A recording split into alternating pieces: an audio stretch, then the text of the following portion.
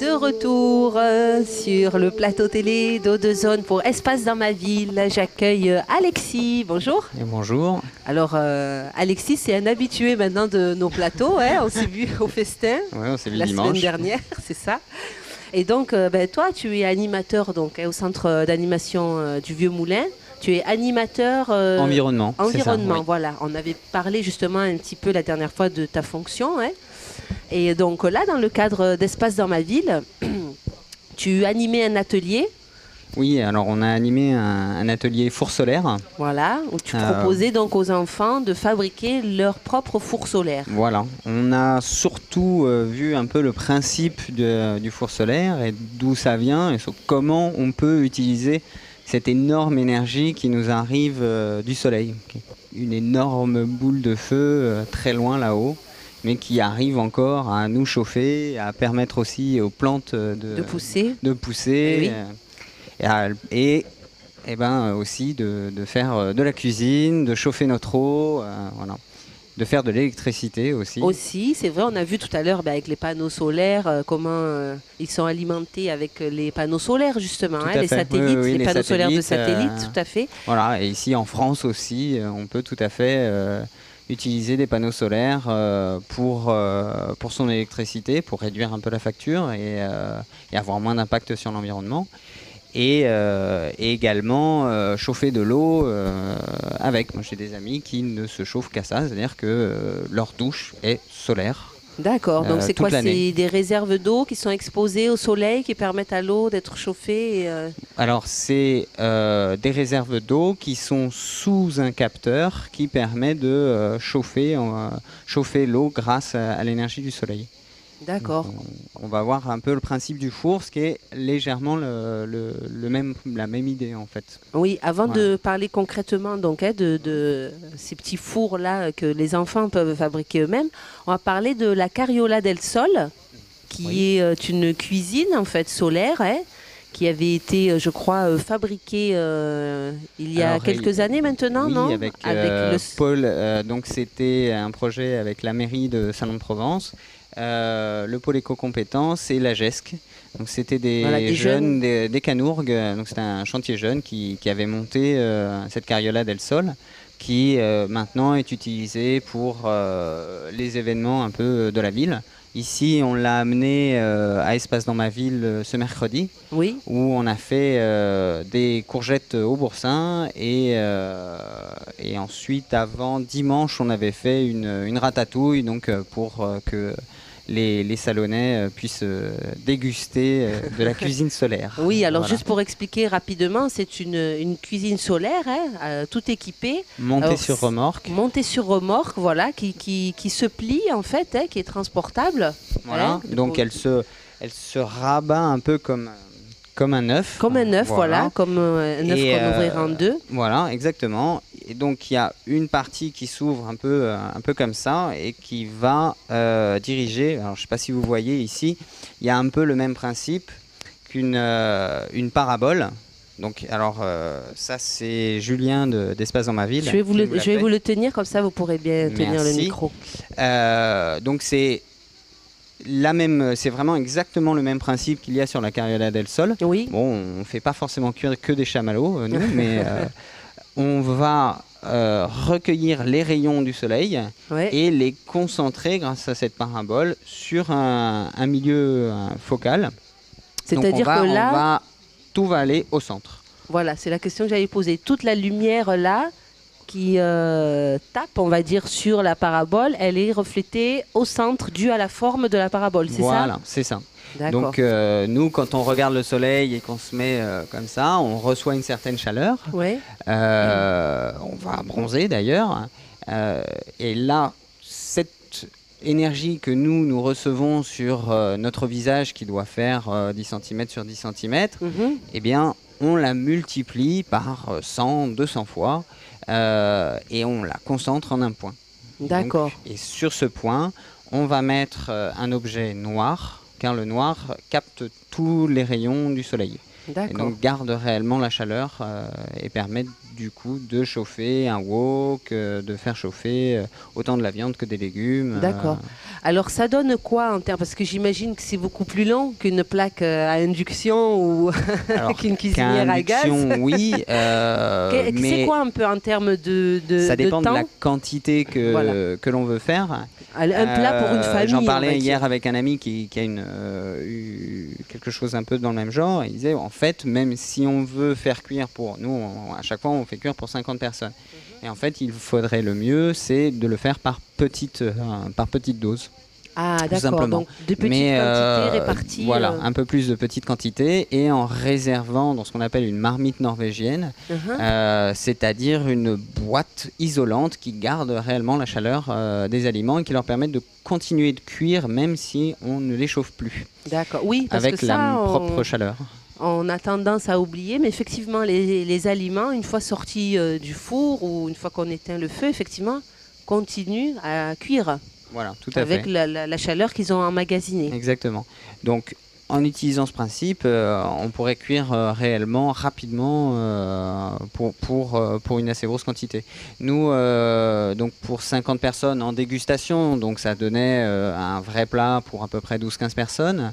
On a mis 1h30, je pense, à peu près à cuire les courgettes. Ça va, c'est raisonnable. C'est relativement raisonnable. Ah oui, oui, tout à fait. Ça chauffe. Oui. Oui. C'est alors la parabole, contrairement au four à boîte, la parabole est capable de brûler le fond d'un plat si on n'y regarde pas. Ah oui, d'accord. Oui, elle peut monter à... Donc la Carriola del Sol peut monter à 260 degrés si c'est de l'huile qu'on mettrait à l'intérieur. Ah oui, quand même. L'eau ne chauffera pas évidemment au-delà de 100 degrés, mais l'huile a cette capacité-là et donc on a pu mesurer 260 degrés.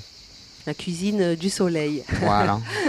Alors on va, et d'ailleurs, juste pour ceux qui nous regardent et qui veulent éventuellement venir admirer, parce que c'est aussi un très très bel objet, je tiens à le dire, cette cuisine solaire-là, c'est un très bel objet, et ça peut aussi peut-être nous donner une idée de ce que pourront être dans le futur éventuellement des systèmes de cuisson, de cuisine. Où est-ce qu'on peut venir la voir, cette Carriola del Sol? Alors en fait, il faut suivre un peu le programme du centre d'animation du Vieux Moulin et les programmes aussi de la ville de Salon de Provence, car elle sortira régulièrement à tous les événements de salon. Quoi. Bon, à tous les événements, en tout cas. Peut-être pas tous, on mais espère certains. beaucoup. Voilà, exactement. Alors, merci pour toutes ces précisions, Alexis.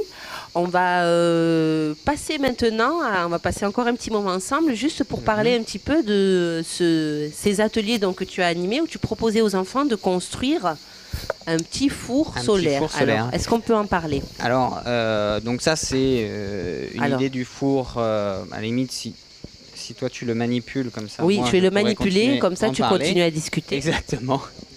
Alors tu peux enlever le couvercle pour qu'on voit. Donc c'est un couvercle, celui-ci c'est en verre, donc c'est un double paroi de carton qui tient une plaque de verre, qui pourrait aussi tenir une plaque de plastique avec un plastique transparent qui tienne la chaleur.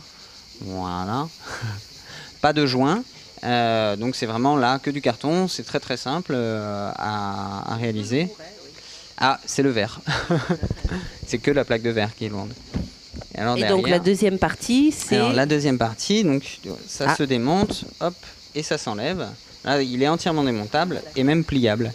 Donc on peut réussir à enlever voilà, cette partie-là. Donc ça, c'est la partie réfléchissante, réellement, qui permet donc de concentrer les rayons du soleil au centre, où on mettra une casserole, donc là une petite casserole noire, où ce qu'on fait avec les enfants, c'est qu'on met un morceau de pain avec du chocolat. Le chocolat noir chauffera très bien. Ça permet, le chocolat, en fait, ça permet d'avoir un résultat assez rapide. Voilà, tout à fait, de montrer réellement l'efficience et l'efficacité de la chose.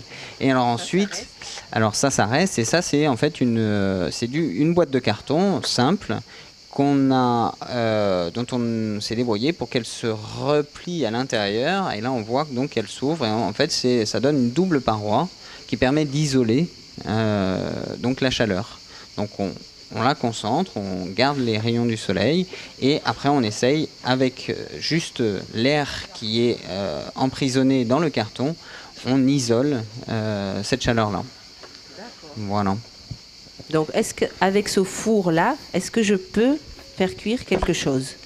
Alors, j'ai pas encore effectué tous les tests pour vraiment faire cuire. Oui, on peut. Ça monte, pas homologué, ça monte à ça 100 degrés, voilà, exactement. Donc celui-là, mais je sais que donc c'est un modèle de four que j'ai pas inventé. Hein. Il se trouve sur solarcooking.org. C'est ce que j'allais te demander justement. Où est-ce qu'on pouvait trouver les plans? Il y en a, bon après il suffit de taper sur internet four solaire, mais je sais que sur Solar Cooking, donc c'est solarcooking.org, on peut trouver nombreux plans de simples à assez complexes. Celui-ci est démontable et pliable à la fin. Quand on l'a plié, il tient à peu près dans un espace comme ça, exactement, dans un volume comme ça. Celui qui a posé les plans sur internet montre effectivement qu'il a cuit du pain, qu'il a cuit des... D'accord, photo à l'appui voilà, exactement. Expliquer. Plus on a une boîte assez grosse, plus on aura d'inertie et mieux on arrivera à cuire. Effectivement, des aliments. Moi, j'ai déjà plus réchauffé des plats.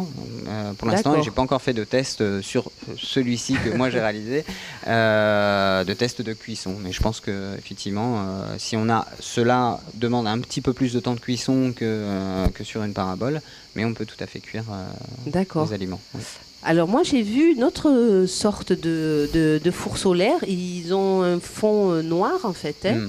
C'est beaucoup utilisé. J'avais vu un reportage dans des villages africains où ils utilisent justement ces fours pour faire sécher leurs fruits. Est-ce que tu as eu l'occasion de voir ça? C'est une autre méthode ou c'est... Alors non, ce n'est pas exactement une autre méthode, puisque alors là, ce qu'on ne voit pas, c'est justement l'élément noir, la casserole noire. Oui, voilà.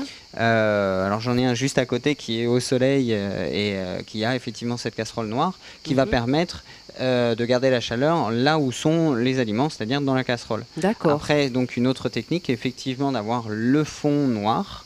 On peut mettre aussi, quand on a la place, une plaque de four, tout simplement, une plaque de métal noir, qui va effectivement concentrer les rayons. Souvent, quand on a ce type de four, on va avoir aussi des réflecteurs. Oui. Alors, celui-ci, souvent, va avec un grand réflecteur, avec soit donc un matériel réfléchissant. Et le modèle dont tu parles, souvent, on le verra avec carrément 4 gros réflecteurs qui vont concentrer les rayons du soleil dans la partie four qui sera noire, effectivement. Alors, en Afrique, c'est effectivement en Afrique et dans d'autres pays en voie de développement, c'est très utilisé par les ONG parce que ça répond à un besoin primordial qui est de faire chauffer les aliments sans utiliser de bois. Il y a en Afrique ou en Bolivie où certaines ONG existent. Il y a Bolivia Inti qui fait ce genre de choses. Les femmes peuvent passer un quart de leur journée, donc 25% de leur temps, à chercher du bois. Parce que c'est des zones semi-désertiques. Ce bois qu'elles ramassent et qu'elles vont brûler, donc elles vont passer énormément de temps à récupérer, c'est du bois qui ne va pas retourner à la terre. Donc on a aussi des phénomènes d'appauvrissement du sol, d'érosion due justement à cet appauvrissement. À l'utilisation de combustible, l'utilisation du bois comme combustible. Et donc ça a énormément d'effets sur le court terme et sur le long terme pour ces populations. Donc ça c'est vraiment une réponse adéquate et écologique. Alors ça a été effectivement, c'est en tout cas une des parties des réponses, c'est une partie des réponses, sachant qu'il y a certaines tribus où ils ont été obligés d'utiliser, moi je dis tribus ou populations, où ils ont été obligés d'utiliser une autre méthode parce que ces fours-là ne brûlent pas. le fond et que certaines populations ont besoin de brûler le fond de leur casserole pour le goût. Donc sinon, si on ne brûle pas le riz, il n'est pas bon. Ah ben oui, hein.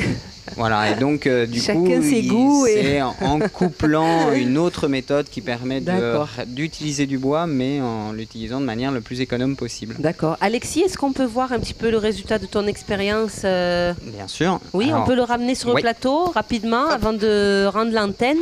On va voir un petit peu ce que ça a donné, donc les tartines au chocolat.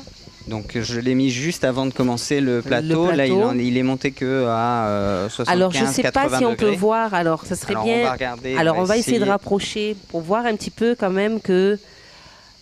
Est-ce que vous pouvez bien zoomer C'est un thermomètre qu'il y a à l'intérieur. Alors il y a un thermomètre, qui exactement. Nous indique là, donc que c'est à 75. Voilà, il est à 75 à peu près. Ça le fait pas. Donc on l'a mis il y a un quart d'heure à peu près. Je pense qu'il peut monter, à 100 degrés. Et vous voyez aussi... Là c'est chaud si je touche. Oui, je pense que ça sera légèrement chaud. Ah oui, quand chaud. même. Hein. Ah oui, quand même, on voit la buée. Oui, je ne sais pas si vous arrivez à voir la buée.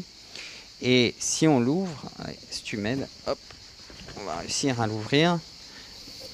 Hop là. Et on va voir donc à l'intérieur les plaques de... Hop, le morceau de chocolat qui a bien fondu. Alors si tu veux goûter du chocolat, te prêter à l'expérience. Attention parce que tu vas t'en mettre pendant plein les doigts, tu vas voir, c'est fondu. Oui, c'est fondu, je confirme. Voilà, donc en un quart d'heure, alors effectivement ça permet de montrer vraiment très rapidement l'effet du... Et en plus, c'est bon. Et bien voilà, c'est sur cette petite note sucrée que je vous laisse. On se retrouve tout à l'heure après la pause déjeuner avec de nouveaux invités. Merci, à tout à l'heure. Merci Alexis. Merci Sabrina.